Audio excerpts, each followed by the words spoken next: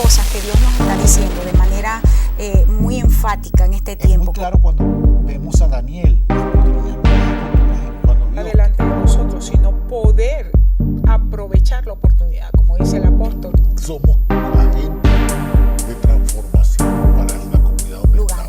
estamos. El propósito, por supuesto, entonces me lleva a responder con Ese pasión. Daniel me transformé a mí, que mi forma de caminar sea diferente, que mi forma, mi estilo.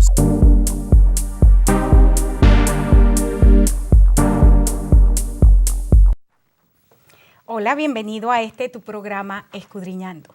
Es una bendición poder compartir contigo nuevamente la palabra de nuestro Dios y poder entrar juntos en esta experiencia de ir, penetrar, pasar el velo y reconocer que Dios tiene cosas nuevas y maravillosas para nosotros cada día. Yo soy la pastora Corey Gómez. Yo soy el pastor Luis Gómez y qué felicidad, qué contento estamos de poder tener este programa donde juntos podamos entrar en la aventura de estudiar la palabra de Dios y profundizar en ella. Así que te invito a entrar en este programa, a estar aquí atento, porque vamos a disfrutar de este viaje a través de la palabra de Dios. Amén, Luis. Y hemos estado estudiando, haciendo una serie sumamente interesante de Cristo en la revelación de los últimos tiempos. Y es una experiencia espectacular la que tiene Juan y que empieza a describir de esta visión en el capítulo 19 de Apocalipsis, de lo que él ve cuando el cielo se abre, porque todo fue precedido por una declaración tremenda del ángel cuando le dice: no te postres a adorarme, tú tienes que adorar a Jesús, porque el testimonio de Jesús es el espíritu, la profecía. E inmediatamente los cielos se abren y él tiene esta visión de Jesucristo. O sea, la profecía empieza a fluir y la revelación que viene es no el Cristo sangrante por el cual él lloró, porque recordemos que Juan fue el único discípulo que estuvo allí todo el tiempo al pie de la cruz. Entonces no fue una revelación, no fue un sueño caraotero de que le vino tipo pesadilla de lo que él vio cuando Jesús estaba siendo crucificado, sino que él empieza a tener una revelación de Cristo en su momento presente, cómo gobierna. Y decíamos que esta es una revelación que nosotros como iglesia necesitamos en este tiempo. Y estábamos hablando entonces, solamente para recordar, dice que está en un caballo blanco, hablando de que eso es un símbolo de triunfo, que tiene un nombre, el fiel y verdadero, es decir, que sus juicios son verdaderos y va a cumplir su palabra. Amén. Que además de eso tiene sus ojos como llamas de fuego. No nos podemos salir del escrutinio del Señor. Amén. Ni del proceso santificador de Dios en nuestras vidas. Y que además de eso tiene muchas diademas y ahí empezamos a ver una dimensión del Señor en su aspecto de rey. Muchas diademas tiene que ver con que tiene muchas victorias, pero la diadema, la corona, tiene que ver con ese símbolo de realeza, de autoridad. Y decíamos que entonces que en el momento que Juan empieza a describir esa dimensión de Cristo como rey, dice, y entonces tenía un nombre que nadie conoce. Y hacíamos un paralelismo con Apocalipsis capítulo 2, donde el Señor dice: si tú puedes vencer, yo te voy a dar del maná, y cuando yo te dé a comer del maná, tú vas a recibir un nombre que nadie conocerá sino tú mismo. Y estábamos diciendo que eso tiene que ver con una identidad que me es entregada en el momento que yo como el maná, que es la revelación. Esa revelación se convierte en mí, en vida, que me hace caminar en el desafío que tengo en el tiempo presente. Y quedábamos estudiando en el pasaje, en el programa pasado, Juan 6, 50 y 51, donde el Señor empieza a hablar a sí mismo, de sí mismo como el pan que desciende del cielo. Y decía que este pan nos los da a comer para que no muramos. De hecho, tú decías, son tres aspectos. Comemos para no morir, comemos para vivir y comemos para vivir eternamente. Y quedamos en el punto donde aquí en el verso 51, el Señor empieza a decir en el verso 57, dice: como me envió el Padre viviente y yo vivo por el Padre, asimismo el que me come, él también vivirá por mí. Fíjate esta cosa tan tremenda. Dice, a mí me envió el Padre y el Padre está vivo. El Padre está siempre produciendo vida. Como Él me envió, yo vivo. Ujú. Así es que si tú comes de mí, de la misma manera que yo vivo, porque fui enviado por el Padre que está vivo, entonces tú vas a vivir. Sí, es una ecuación matemática Ajá. interesante, pero quiero verlo también desde la parte, podríamos decir, filosófica, de lo que tiene que ver con vida. Los filósofos son los que a veces estudian cosas como la muerte y dedican tiempo a la muerte, pero qué impresionante es estudiar la vida, porque la vida nos habla de algo que poco podemos definir. Las definiciones son muy esotéricas o muy extrañas, pero en Cristo lo definimos fácilmente. Jesús dijo, yo soy el camino, la verdad y la vida. Ya tenemos ahí la definición de vida. Jesús es la vida. Y lo extraordinario de esto es que te empieza a decir, cuando tú comes de mí, ¿qué pasa cuando comemos de Él? La mayoría de nosotros nos hemos empeñado en aprender versos de la Biblia. Y eso está bien. Sigue aprendiendo versos de la Biblia. Todo lo que puedas aprender de la Biblia, apréndelo. Pero no te quedes con aprenderlo. Empieza a vivirlo. Traer el testimonio de Jesucristo, que es lo que dice el verso que hemos tomado como lema. Escudriñad las Escrituras porque ellas son las que te dan testimonio de mí y el que nos da la vida eterna realmente es del que está dando testimonio de la palabra. Entonces, cuando aprendemos esto, empezamos a tener más vida. No la palabra en sí, no la Biblia como tal, pero lo que la Biblia está tratando de que nosotros comamos y vivamos de esto. Entonces, ¿qué hacemos en esto? Tenemos que hacerlo más práctico. Es cuando nosotros empezamos a conocer el que descendió del cielo, y como decía Juan 3, dice, nadie subió al Padre sino el que descendió. Entonces ya el que estaba ahí hablando con Nicodemo, pero ahora está diciendo que nadie subió al Padre sino el que descendió, que estaba abajo en ese momento. Entonces es una cosa que vuelve un poquito complicada a los teólogos, pero que nos está diciendo algo sencillo. Jesús es la revelación del Padre. Del Padre. Y es la revelación que necesitamos en este tiempo para caminar en la victoria de Dios. Y más que la victoria en la vida de Dios, porque recuerda que iniciábamos con eso en el primer programa, diciendo cuál es el postrer enemigo, la muerte. En realidad, el enemigo que nosotros estamos enfrentando, aunque tenga el nombre que tenga en principados, hay principados de perversión, hay principados de opresión, hay principados de jezabélicos, todo lo que quieran. Pero el espíritu que está reinante, o sea, es muerte. Por eso es que el énfasis del reino es la vida de Dios. Y aquí en este pasaje en particular él está diciendo, si tú comes de mí, tú vas a vivir por mí. Pablo lo dijo de esta manera, y no vivo yo, sino que vive Cristo en mí. Y lo que ahora yo vivo en esta carne, lo vivo en la fe y en la esperanza del Hijo de Dios, que se entregó a sí mismo por muchos, para que ahora nosotros podamos tener la vida que tenemos. Es para resumir el discurso de Pablo allí. Y Jesús está diciendo aquí, así como el Padre me envió y el Padre está vivo, yo estoy vivo es porque Él me envió. Y si tú comes de mí, y tú estás diciendo, es más que aprender, que memorizar la Biblia, tiene que ver, y aunque el verbo no existe en español, sería experienciar la palabra. No es porque experimentar, que es la correcta, nosotros hemos degradado experimentar, vamos a ver si sirve. Entonces, la palabra experienciar traduciría mejor lo que queremos decir, es tomar el espíritu de la palabra, caminar en ello y entonces vivir lo que el Señor está diciendo que debemos vivir. Sí, es por eso que Jesucristo dijo esto. Primero dice, sígueme, pero después cuando se va, dice que yo quiero vivir, habitar en ustedes. Entonces, es el hecho de que hagamos nuestra vida una habitación para el Señor. Amén. Que nosotros seamos ese tal lugar que es como cuando comemos. Lo que comemos se convierte en parte nuestra. De una u otra forma se convierte en parte nuestra. A alguna gente les gusta lo que se convierte, a otra gente no les gusta. Pero el detalle es que se convierte en algo nuestro.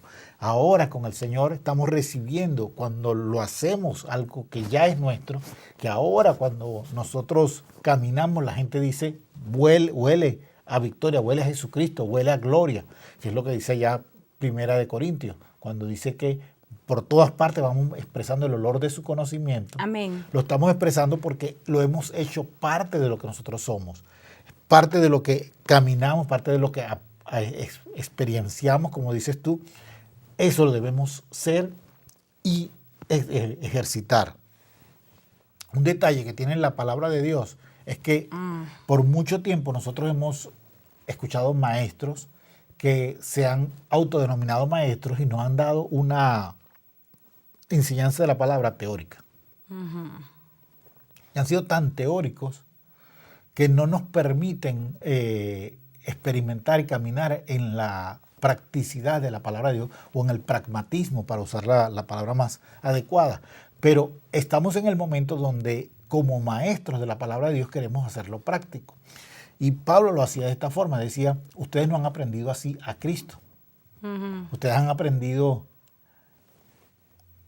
y me gusta mucho porque no usa la expresión, no han aprendido así de Cristo, aunque hay algunas traducciones que utilizan esa parte.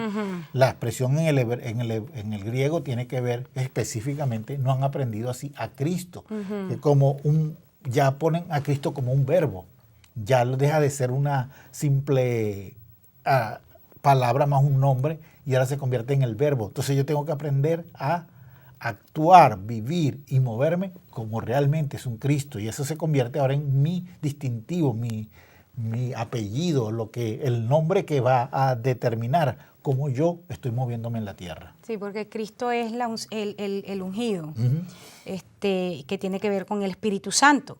Y volviendo a eso, ¿no? Porque es importante, no has aprendido así a Cristo, eso es realmente ahí, es lo que se llama en gramática un nombre sustantivado, un adjetivo sustantivado, un verbo sustantivado, perdón. Entonces, siendo verbo, asume características de nombre y se hace bien interesante. Por eso es que sigue diciendo aquí Juan, Jesús a través del Evangelio de Juan, dice, este es el pan que descendió del cielo. No es como el que comieron sus padres en el desierto y murieron. Vamos a pararnos allí, porque estamos diciendo que el maná que cayó en el desierto fue el superalimento de Dios para su pueblo Israel. Lo sostuvo 40 años. Fue increíble porque ellos murieron fue por rebelión, no por vejez ni enfermedad. Y las cosas que les dieron, las plagas que les dieron fueron en momentos muy específicos que Dios mismo mandó sobre ellos. Pero encontramos que el maná fue ese superalimento que le dio a Israel todo lo que necesitaba para caminar. Dice, yo no soy como ese maná que ellos comieron y murieron, dicen, sino que el que come de este pan vive eternamente. ¿Por qué el Señor está diciendo esto? Porque yo creo que el maná que cayó en el desierto era el tipo, era la sombra de este maná. Entonces, ¿cómo es que Jesús dice, no soy como aquel maná?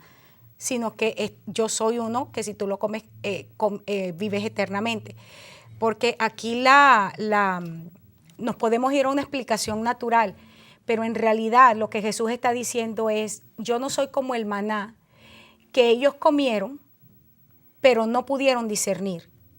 Yo no soy ese maná que ellos tuvieron en sus manos, lo tuvieron en sus casas cada día, pero ellos no lo pudieron vivir.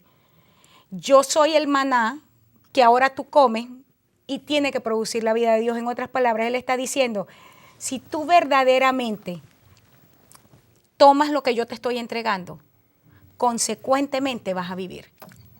Y para mí eso es tremendo. Eso es lo que hace la diferencia en el pacto.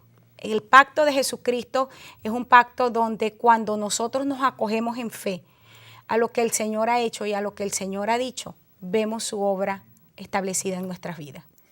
Amén. Fíjate que entraste en otro de los detalles interesantes de esto, de entrar en comer el pan que es Cristo y es el bautismo. ¿Sabe que cuando hablamos de bautismo, y casi todos lo hemos hecho, hablamos de muero al mundo y nazco para Cristo, y amén, eso sí tiene ese significado, pero va un poquito más allá. Es la forma pública en la cual yo estoy diciendo, ahora le estoy diciendo sí a Cristo. Estoy diciendo sí, yo me convierto ahora en parte de tu reino, y ahora tú tienes señorío sobre mi vida, sobre este cuerpo, sobre lo que soy. Es como cuando una pareja se casa. El día que ellos pueden estar mucho tiempo caminando juntos, pero no van a llegar a ser lo que son hasta un matrimonio, hasta el día en que el uno le dice al otro sí. Y fíjate que, ¿qué pasa a ser? El esposo ahora es dueño del cuerpo de la esposa, pero la esposa es dueña del cuerpo del esposo. Hay un cambio completo en reciprocidad de esto, para que nosotros podamos definir completamente que ahora en el matrimonio nosotros podemos vivir la vida cada uno, pero ahora dependiendo del otro. Y esto también nos lleva a entender que en el pacto con Jesucristo, nosotros ahora estamos viviendo la vida de Cristo. Amén. ¿Y cómo estoy viviendo la vida de Cristo? La estoy viviendo adecuadamente, estoy viviendo en fidelidad, porque el nombre de Él es fiel y verdadero, pero ahora mi nombre y mis características tienen que ser fiel y verdadera. Exactamente, porque por el pacto recibimos el mismo nombre. Entonces, cuando yo como ese pan, que es Cristo, entonces yo empiezo a ser cada vez más como Él. Lo que quiere decir es eso, que yo empiezo a visualizar todo lo que es Cristo y empiezo a hacerlo parte de mí. Si Cristo caminaba y veía y decía, si ves a alguien en necesidad, apóyalo. Si tienes cómo darle, dáselo. Si tienes cómo soportarlo, sopórtalo. Es el momento de nosotros hacer esto. Es el momento que nosotros tenemos que esperar, ver gente que toque el manto y se sane. Porque hay poder en nosotros, no, porque el poder de Cristo lo va a hacer. Y estamos viviendo la vida de Cristo. Entonces, por ende, eso tiene que pasar. Por consecuencia, eso tiene que suceder. Definitivamente estamos en el tiempo donde Juan 1 tiene que volverse a cumplir. Que el verbo camine entre nosotros y que veamos su gloria. La gloria del unigénito del Padre, que está llena de gracia y de verdad. Y que esa palabra se encarne en nosotros. Sí, y fíjate que eso tiene que ver con aquella declaración cuando Jesucristo lo interpelan y le dicen que él por nombre de Belcebú echaba fuera a los demonios, y él dice que si yo por el dedo de Dios echo fuera demonios, entonces el reino de Dios está entre ustedes. ¿Y cuántos de nosotros estamos viendo cómo demonios de injusticia, demonios de perversión, demonios de corrupción se están colocando, y el dedo de Dios, porque no hay una iglesia realmente colocando el reino de Dios de una forma tal que le diga a ese demonio, vete? Te necesitamos entonces colocarnos en la forma adecuada y mostrar no el poder político que pueda haber o el poder de influencia por multitudes, sino el poder de Dios en una forma tal que eche fuera este tipo de Y una de las cosas que yo creo que vamos a tener que estudiar un poquito más profundo ahí de ese verso, que en este momento me está viniendo, es que cuando dice, si yo por el dedo de Dios echo fuera, entonces el reino de Dios ha venido. Y sabes que esta expresión es una expresión de autoridad, pero también es una expresión de señalamiento. Es una expresión que ajusticia, es una expresión que establece, te pones en línea, ¿no?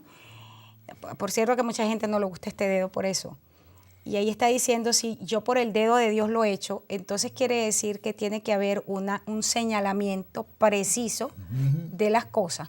O sea, llamar al diablo por su nombre, ¿no? Y eso está en contra de la práctica de la iglesia de este tiempo, porque la iglesia en este tiempo quiere ser políticamente correcta, friendly seeker, hablar solamente a lo que a la gente le gusta y le mantiene cómoda. Entonces, si el dedo de Dios no está, entonces el reino de Dios no está. Y si el reino de Dios no está, tenemos un ritualismo muerto. Y si tenemos ritualismo muerto, mejor nos vamos para nuestra casa y nos preparamos para el lago de fuego.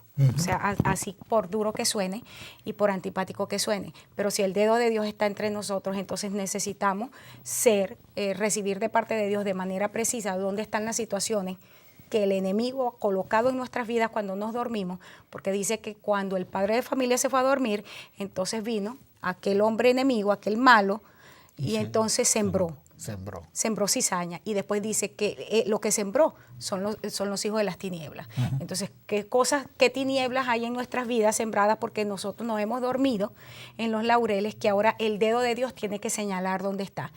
Y el problema es que la gente no quiere que se le señale. El problema es esta situación entró a tu vida cuando tú hiciste esto, cuando tomaste esta decisión, cuando conscientemente te rebelaste en contra del Señor. Nadie quiere escuchar eso. No, Que escuchaba anoche mismo, pasando un canal, entonces aquellas bombas y platillos, y entonces estaba el que estaba diciendo, dice, porque no importa lo que digas, el Señor te ama, no importa lo que hagas, el Señor te ama, no importa dónde estés, el Señor te ama. Yo dije, ok, esa es la mitad de la primera parte de la declaración. Tú tienes que decir, te ama tanto que tiene que sacarte de allí, que tiene que cambiar tu vocabulario, o sea, que tiene que traer una transformación, pero no dejes en la gente haciéndole creer que no importa lo que haga, no importa lo que diga, no importa dónde esté, el Señor lo ama. No, esa es la mitad, porque te ama, envió a Cristo para sacarte de ahí, por el dedo de Dios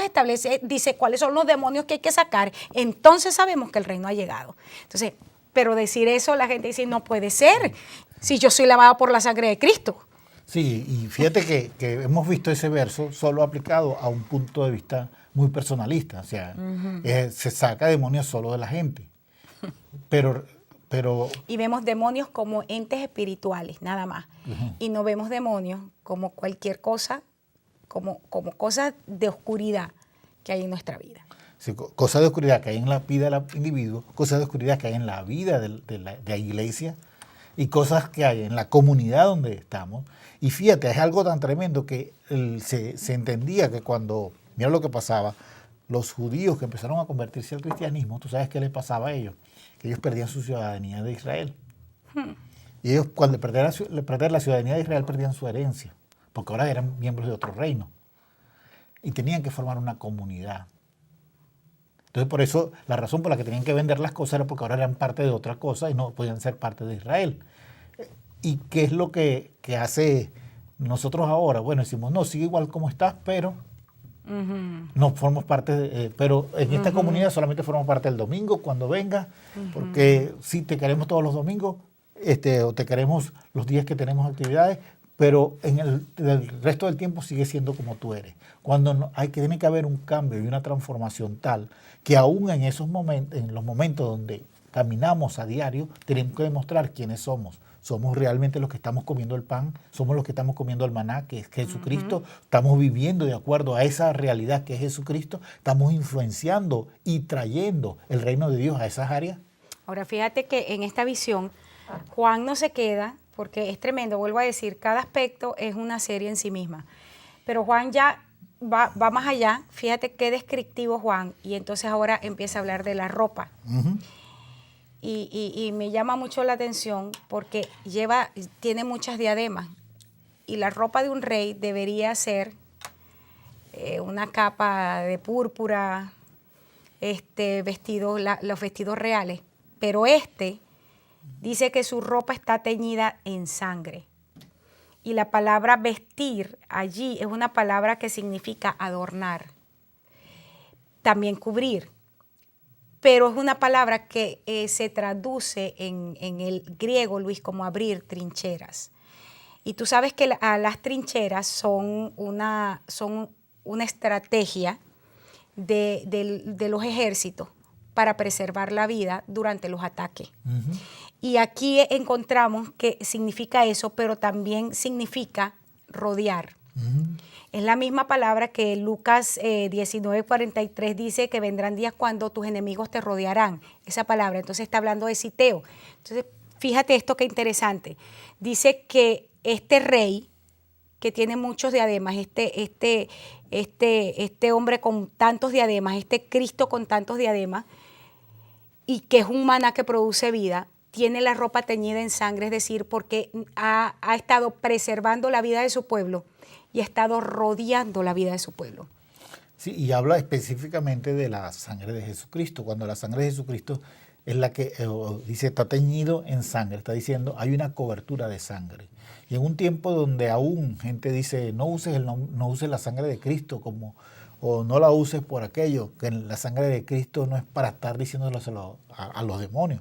Cuando entendemos que es la sangre de Jesucristo la que nos ha logrado, la que nos ha colocado y la que nos ha puesto en una libre entrada al trono de la gracia, es cuando nosotros tenemos la capacidad y la necesidad de usar esto. Entonces, cuando está teñido en sangre, tenemos que ver que esa sangre abre la trinchera, que esa sangre hace el rodearnos, la sangre, la vida de Cristo en cada uno de nosotros. Y es por eso que no es simplemente el hecho de tener un arma, que es pronunciar una palabra o decir una cosa, es también una vida que se expresa y que se vive de acuerdo a la palabra, de acuerdo a las acciones que estoy dando. Porque aquí cuando está hablando del vestimenta, porque es que tiene dos aspectos y ese es una, ¿no?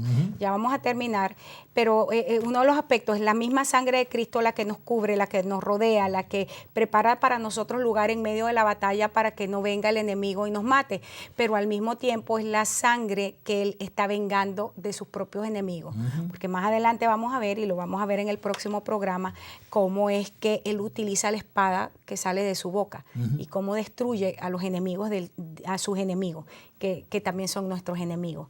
Así es que yo creo que es bien interesante esta revelación, Luis, y fíjate que en el momento que estamos enseñando, yo soy muy visual como profeta, y yo hay muchas cosas que empiezo a ver inmediatamente porque la revelación empieza a fluir, y realmente la cobertura de sangre sobre nuestras vidas, es ese manto que el Señor ha puesto sobre nuestras vidas, produce terror en el enemigo, porque fue su sangre derramada, no solamente la que parió la iglesia que nosotros conocemos en este tiempo, fue parida por el Señor Jesucristo en la cruz del Calvario cuando la lanza atravesó su costado, pero también la sangre de Cristo que me habla de vida, la sangre de Cristo que es ahora la que fluye en el cuerpo y a través del cuerpo. Y es por su sangre que nosotros somos salvos. Y hemos vencido, dice el mismo Juan, para terminar, por 3 cosas. Y una de ellas es la sangre del Cordero. Así es que, bueno, queremos invitarte a nuestro próximo programa. Está siendo sumamente interesante. Vuelvo a decir, esta es una serie. La serie completa tiene que ver cómo vamos a determinar cuáles son los falsos obreros, cuáles son las características de esos falsos obreros, pero no podemos hablar de lo falso sin hablar de lo verdadero, y esta es la razón por la que iniciamos con este primer aspecto, la revelación de Cristo para los últimos tiempos. Creo que es necesaria, importante para la iglesia, porque nos va a hacer caminar en victoria. Yo declaro en el nombre de Jesús que para un tiempo como este ha sido levantado. Te bendigo.